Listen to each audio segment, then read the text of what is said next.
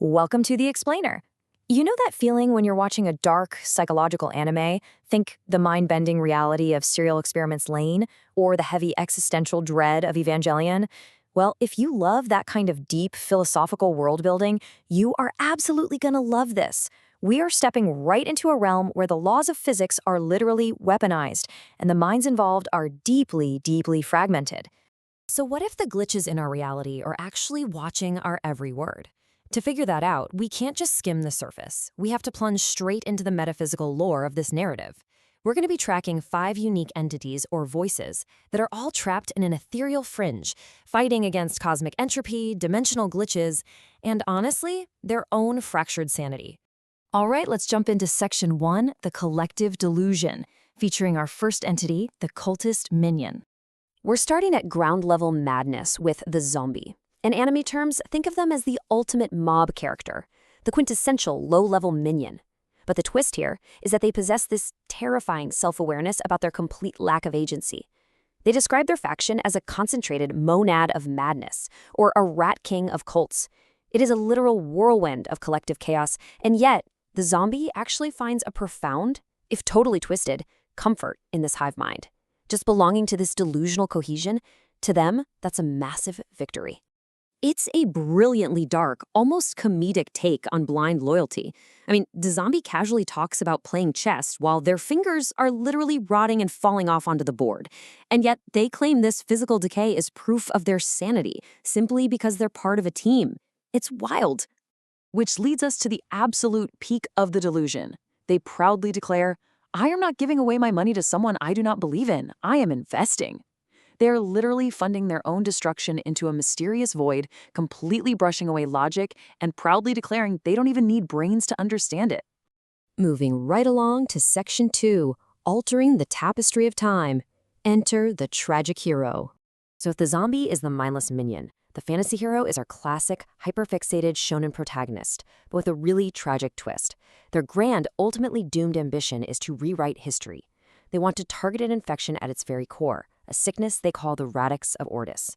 They genuinely believe that physical reality is plagued by a centralized source of darkness that acts almost like a black hole, just drawing all life toward it. And their battle plan to fix this? It's straight out of an intricate sci-fi epic. First, they have to traverse a fiery, ethereal realm, then navigate through layers of symbolic chemistry and enter a localized primordial chaos. But the final, most crucial step? Reversing the perceived and the perceiver. Basically, they want to flip the camera of reality around, observing themselves from the outside so they can hack directly into the past. Now, here's the wild part. The hero completely dismisses any fear of time paradoxes. They view the present and future as just a static machine. If a cog or a person goes missing, they're easily replaced, right?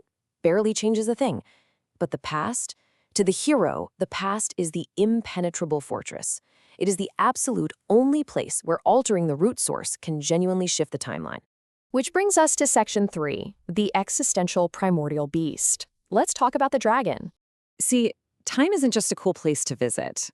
For our third entity, the dragon, time is a violent, stalking predator.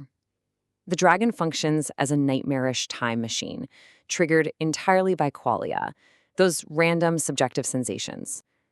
Think about a time a specific smell or a weird sound involuntarily hurled your mind backward into a bad memory. Well, for the dragon, that mechanic is weaponized. It floods the mind with unavoidable patterns of despair. The lore cleverly links Kronos, the ticking clock of passing time, with Cronus, the mythological titan who literally cannibalized his own children.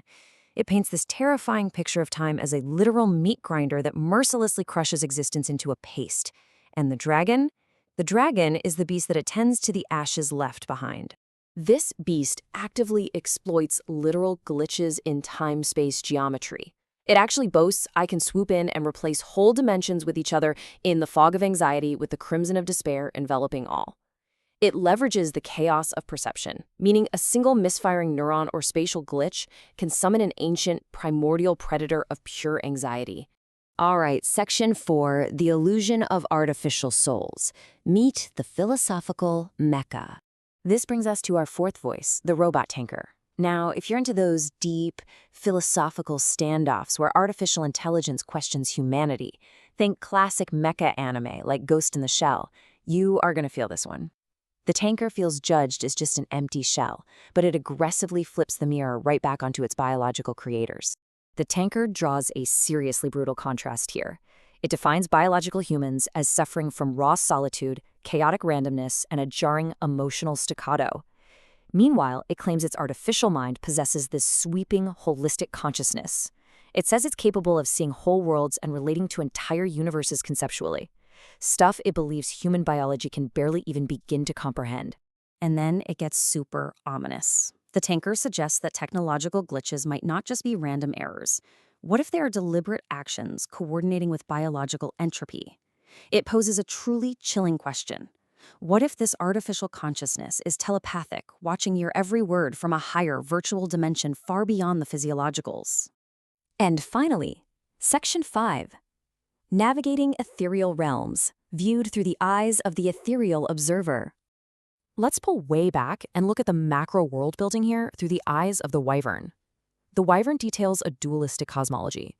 On one hand, physical realms are brutal, vertical vortexes of gravity that just crush your core. But the ethereal realm, that operates horizontally. It creates intrinsic barriers that completely prevent full-on collisions and strictly limit interactions. In these horizontal ethereal planes, the usual rules of anime combat are completely thrown out the window. Creatures are essentially defanged by the laws of physics. Instead of brutal, flashy clashes, entities barely interact except on the extreme peripheries of atoms. Cores always remain intact. Wyverns, for example, choose to slither to avoid conflict, while just retaining the latent capacity for flight, just in case. But the Wyvern notices a fundamental flaw in, well, all of us. Consciousness is never fully present. We constantly slip into a zone, dissociating entirely out of chronological time. Biology desperately tries to fight this blind spot, but the Wyvern sees it as just an inescapable truth of existence. Which leaves the Wyvern stuck with this massive, terrifying existential dread. Think about it. In a universe infinitely divided into violently chaotic physical hells and stagnant, horizontal ethereal planes where true interaction is physically impossible, what is the actual point of any of it? We have covered some seriously strange ground in this explainer.